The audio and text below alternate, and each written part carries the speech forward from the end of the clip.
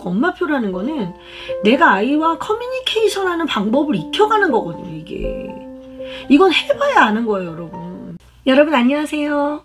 엄마표 수학을 응원하는 철학적 교육 전문가 쑥스입니다. 반갑습니다. 네, 오늘은 제가 여러분한테 약간의 잔소리를 하려고 합니다. 네, 엄마표 하는데 학원 선생님처럼 하면 안 돼요. 그 얘기를 하려고 합니다. 이게 무슨 소리인지 궁금하시죠?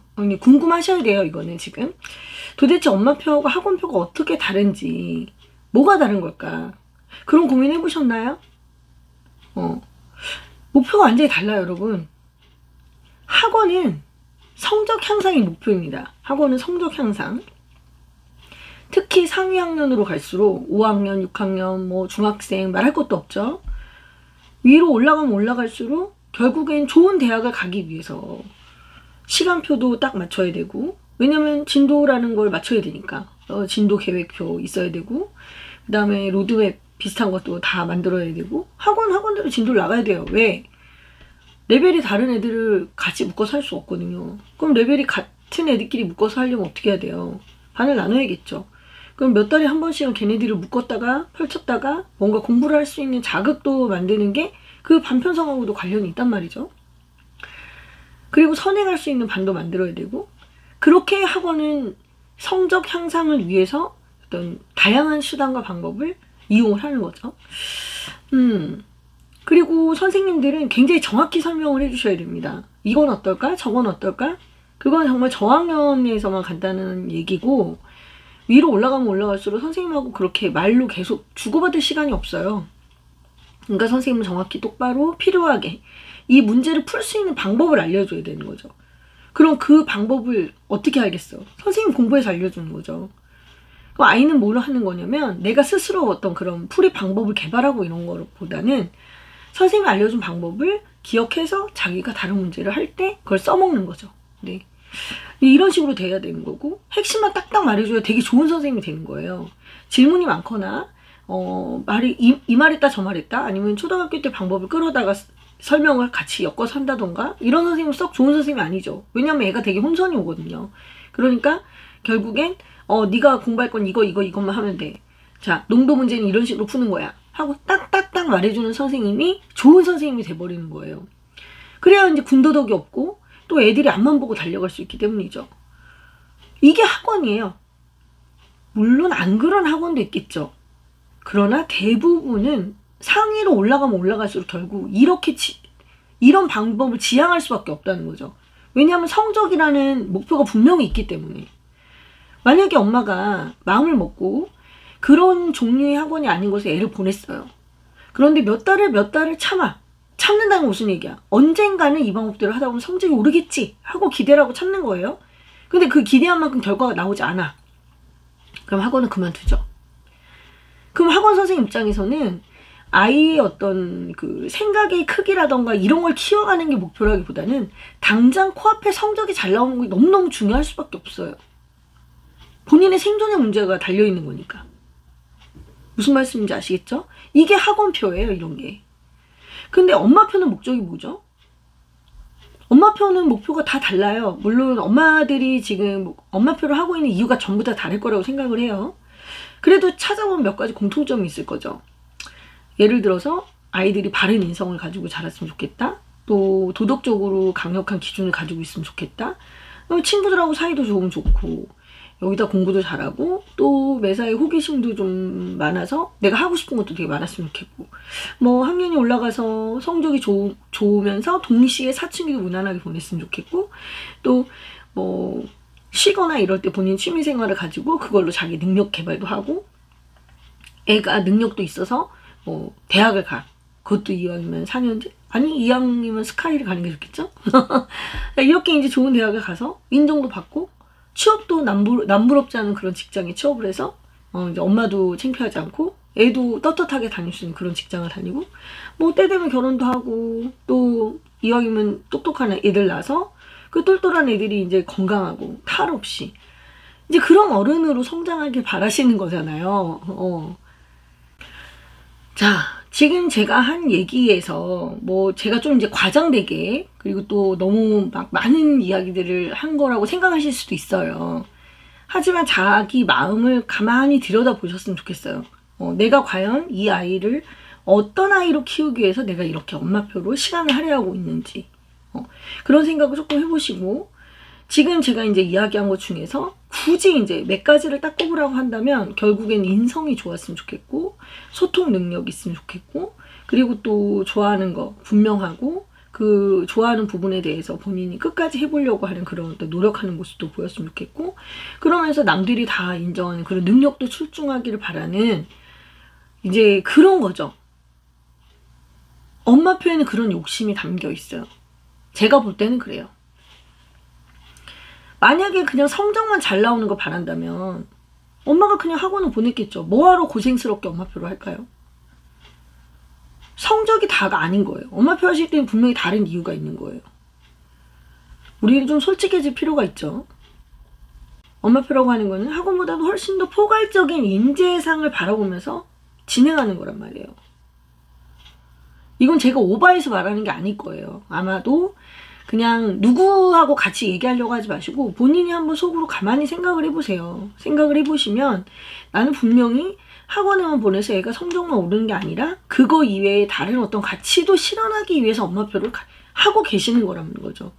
근데 여기서 중요한 거는 그 다른 가치 플러스 성적도 다 같이 잡겠다는 생각을 같이 하고 계신다는 거예요. 그런데 만약에 자, 성적도 향상을 시키고 싶어요. 그래서 학원처럼 빡빡하게 진행을 했어요. 엄마표인데. 그럼 어떻게 될까요? 한번 상상해 보셨어요? 애기들이 어릴 땐 티가 별로 안 나요. 애들은 그리고 좀 많이 고분고분한 편이기 때문에. 근데 5학년, 6학년, 중학생 계속 엄마표로 진행을 한단 말이죠. 그런데 엄마는 성적 플러스 인성 플러스 너무 많은 것들을 안에 담고 있어. 그 엄마표 안에. 진도 계획도 딱딱 맞아줘야 돼요. 왜? 성적이라는 목표가 들어가 있으니까. 그리고 하나도 모르는 게 나오면 안 돼. 왜? 성적이라는 목표가 들어가 있으니까. 오답노트에서 모르는 거 하나도 없이 다 만들어야 되고, 초등학교 2학년, 3학년 때부터 선행을 준비하고, 자기 능력에 맞지도 않는 것들을 막 딱딱하게 공부한다. 이렇게 능력에 맞는 아이들도 있어요. 제가 말하는 건 일반적인 친구들을 얘기하는 거죠. 그런데 만약에 그렇게 한다면 우리는 무엇을 얻고 무엇을 놓치는 걸까? 그걸 한번 생각해 보셨나요? 제가 가끔 되게 두려워하는 건 어떤 거냐면, 공부를 굉장히 잘하는, 그러니까 공부를 잘한다는 건 뭐냐면 지금 현재 학교뿐만 아니라 이런 지금 현재의 시스템에서 성과를 굉장히 잘 내는 애들이 있어요. 성향상. 시험도 잘 보고 막 좀 더 배우려고 하고 막 이런 애들이 있어요. 그런 애들의 부모들이 우리 애는 너무 똑똑해. 선생님, 우리 애 이렇게 똑똑한데 뭘 더 해야 될까요? 뭐 이렇게 쉬운 거 굳이 해야 될 필요 있나요? 그런 마음을 가지기 시작하면서 거기에 플러스해서 뭐가 되는지 아세요? 다른 애들을 우습게 봐요. 근데 다른 애들 우습게 봤어. 걔네들하고 같이 안 살아요? 걔가 크면? 아니잖아요. 나중에 크면 나보다 모자랐던 애 밑에서 일을 할 수도 있어요. 내가. 사장님이 되는 사람들은요, 학교 다닐 때 완벽한 모범생으로 자란 분들이 생각보다 별로 없을 수도 있어요. 그걸 좀 생각해 보셨으면 좋겠어요. 다른 애들을 무시하면 안 돼요. 우리 애가 지금 고작 학교에서 하는 그런 공부를 지금 우리가 공부하는 거 아무것도 아닌 거 아시죠, 여러분? 지금 초등학교 국어, 수학, 사회, 과학, 영어 뭐 이런 과목들, 중학교에서 배우는 이런 과목도, 고등학교에서 배우는 이런 과목들이 사회 나가면 하나도 쓸데가 없는 과목이라는 얘기를 할 수밖에 없어요. 여러분 해보시면 아시잖아요. 그냥 그 지식 그 자체로만 보면 별거 아니라니까요. 근데 거기에서 걔가 성과를 낸다고 해서 그 애가 대단한 애가 될 거라는 착각은 하면 안 돼요. 엄마표는 수학 공부를 하는 30분 동안에만 이루어지는 게 아니에요. 무조건 그걸 공부 시간을 늘려서 그거를 해결하려고 하시면 안 되는 거예요. 생각보다 아이들이 지식을 얻고 지혜를 얻고 어떤 생각이 확장이 되는 그런 장면은요, 내가 아이랑 문제를 푸는 과정에서 얘가 지혜가 성장하지 않아요. 생각의 깊이가 거기서 늘지 않아요. 정말 신기한 거는 놀 때. 내가 열심히 공부했는데 그거 이외에 다른 걸 하고 놀 때 갑자기 얘가 생각이 확 튀어요. 며칠 전에 공부했던 것이 2, 3일 후에 갑자기 그게 확 생각이 날 수도 있는 거예요. 엄마랑 마트를 가다가 갑자기 생각이 날 수도 있고, 밥을 먹다가 아이랑 엄마가 대화하는 중에 얘가 어떤 깨달음을 얻을 수도 있고, 목욕을 하다가 TV를 보다가 마트에 갔다가 되게 그런 것들은 되게 수시로 일어날 수밖에 없어요. 여러분, 엄마표 수학이라고 한다고 모든 걸 수학으로 하지 말으라고 제가 그렇게 말씀드리잖아요. 이걸 우습게 하시면 안 되는 거예요. 이건 진심으로 드리는 말씀이에요. 제가 진심으로 우리 아이와 여러분, 결국에는 우리는 모두 다 같이 같은 세대에 자라날 아이들을 키우고 있어요. 지금 내 아이 키우듯이 남의 아이를 바라봐야 돼요. 제가 그래서 이 엄마표 수학을 하는 거예요. 여러분, 남의 애들 오면 제가 가르치면 되지 뭘 굳이 이렇게 복잡하게 이런 걸 할까? 제 생각을 여러분들한테 전달하려는 거예요. 저는 수많은 시행착오를 해봤잖아요. 제가 했던 시행착오 중에 뭐가 있냐면, 학원 애들을 엄마표처럼 해보려고 한 적도 있어요. 저는 반대로. 절대 안 돼요. 성적 향상이 될 수가 없지. 왜? 나는 하루에 2시간이나 1시간 정도밖에 애를 볼 수가 없는데 다른 데서 전혀 자극을 줄 수 있는 요소가 없잖아요. 사고를 키워나가는 건 수학으로만 키워나가는 게 아니라니까요.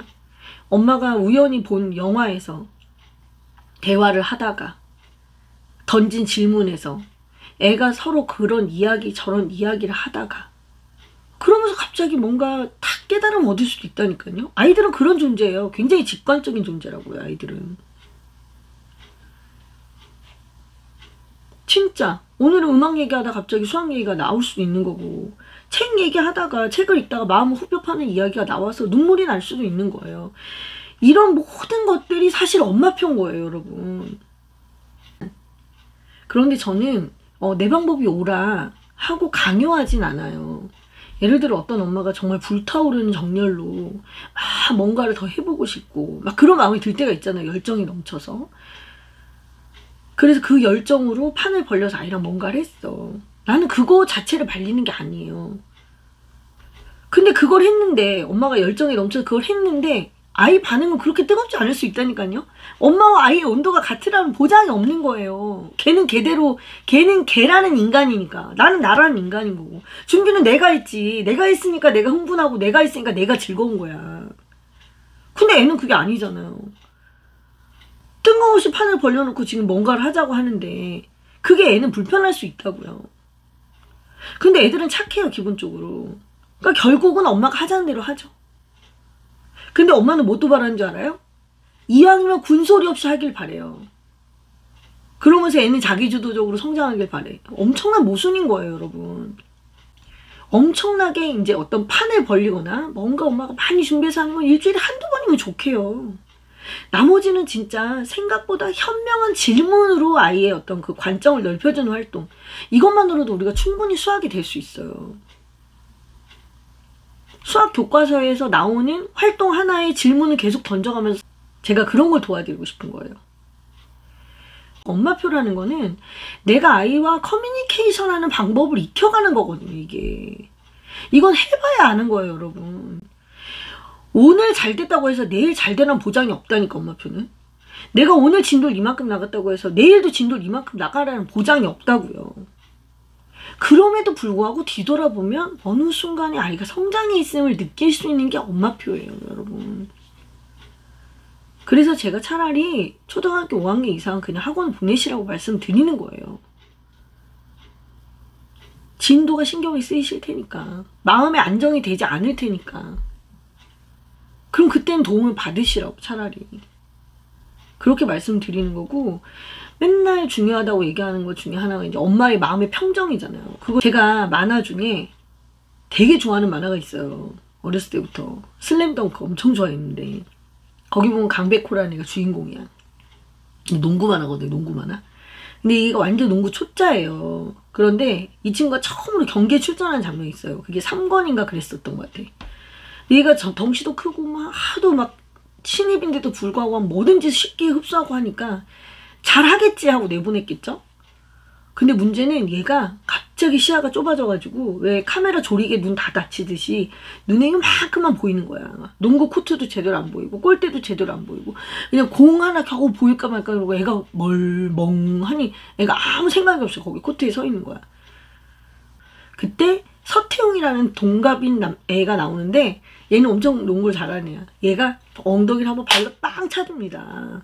그러면서 갑자기 강백호의 시야가 펼쳐지면서 느닷없이 이제 기억이 나서 이제 몸이 움직이는 거예요. 저는 엄마표를 이렇게 처음 하시는 분들이 마치 강백호와 같다는 생각을 굉장히 많이 하거든요. 너무 잘하고 싶은 거야. 너무 잘하고 싶은 거야. 내 완벽한 머릿속에 플랜대로 움직이고 싶은 거예요. 그러면 그럴수록 더 어때요?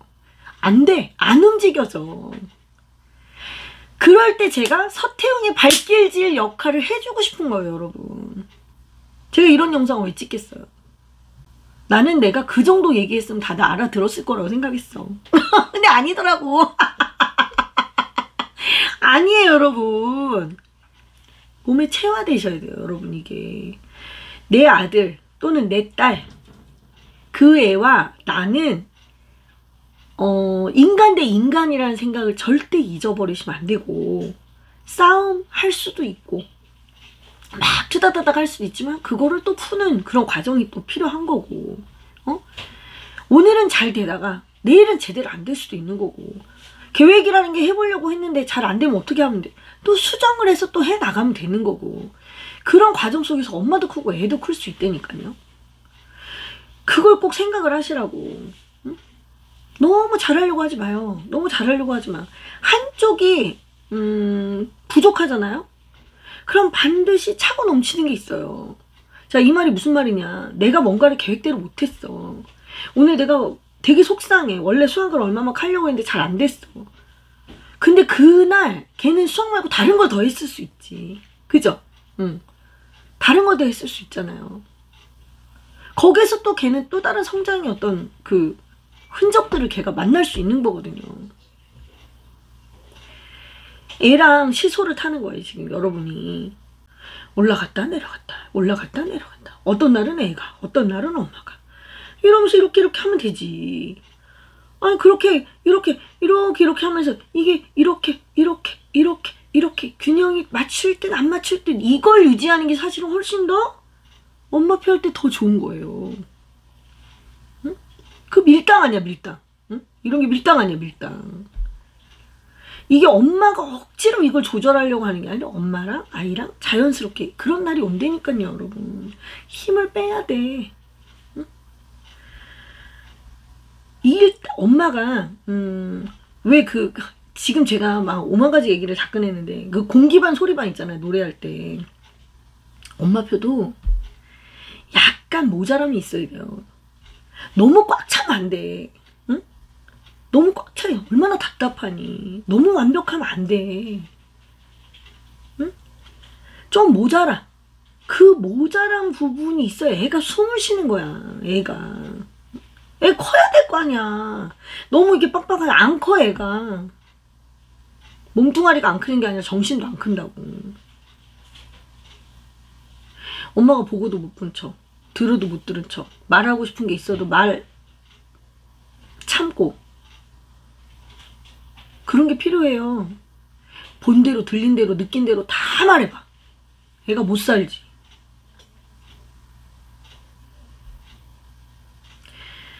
엄마가 모자란 만큼 애도 크는 거예요. 적당하게 숨 쉴 틈을 주셔야 돼요. 직장 다니는 엄마들은 운이 좋은 거지. 왜? 같이 있는 시간이 그만큼 적으니까. 걔는 잠깐 엄마랑 있는 시간에 그래도 그거에서 훨씬 행복감을 느끼겠죠. 오히려 이런 것들은 전업맘들이 더 주의하셔야 돼요. 하루 종일 집에 같이 있기 때문에. 요즘같이 이렇게 온라인 뭐 계약이다 해가지고 일주일에 한 번 학교 갈까 말까? 그럼 하루 종일 붙어있다는 얘기잖아요, 결국에는. 그러니까 더 조심해야 되지, 엄마가. 피곤하죠. 너무 완벽하시려고 하시면 절대로 안 돼요. 엄마가 너무 완벽한 성향이야. 엄마가 너무 완벽한 성향인데 애도 완벽한 성향이야. 그럼 너무 땡큐. 근데 엄마는 완벽한 성향인데 애가 안 완벽한 애야. 그럼 엄마가 맞춰야 돼. 안 그러면 엄마표 포기하든가. 그것도 싫으면 어떻게 하면 되는 줄 알아요? 다른 애를 하나 불러. 걔 친구 한 명을 불러서 같이 공부시켜요. 그럼 엄마가 조절이 됩니다. 남이 하나 꼈기 때문에. 그런 방법도 있어요. 완벽을 추구하시는 분들 같은 경우에는 또 다른 사람을 잘 못 믿어요. 본인이 또 스스로 하셔야 되기 때문에. 그럼 그럴 때 그 나의 어떤 이거를 조절할 수 있는 방법은 제3자를 갖다 부르는 수밖에 없는 거죠. 그런 방법도 있고. 뭐 방법은 찾아보면 되게 여러 가지가 있을 것 같아요. 근데 기본적인 그런 생각을 좀 바꿔보세요, 한번. 내가 과연 학원표를 하고 있나? 아니면 엄마표를 제대로 하고 있나? 내가 엄마표를 하려는 목적이 뭐지? 지나치게 욕심으로 똘똘 뭉쳐있는 건 아닌가? 그런 생각도 굉장히 많이 하셔야 됩니다. 여러분, 이 엄마표를 하시려면 자아 성찰이 아예 습관이 되셔야 돼요. 늘 나를 반성하고 나의 어떤 잘못된 점이 뭐가 있고 내가 잘하고 있는 게 뭐가 있고 이런 나의 성찰이 굉장히 중요합니다, 여러분. 그게 곧 엄마표를 하면서 나도 성장할 수 있는 방법 중에 하나예요. 잊어버리지 않으셨으면 좋겠고요. 교과서 뭐 설명이라던가 또는 문제집 추천 영상 같은 것도 있으니까 구독해서 도움 많이 받으시기 바랍니다. 구독과 좋아요 부탁드리겠습니다. 네, 오늘 잔소리였는데 끝까지 들어주셔서 진짜 감사해요. 안녕. 여러분 수고하셨어요.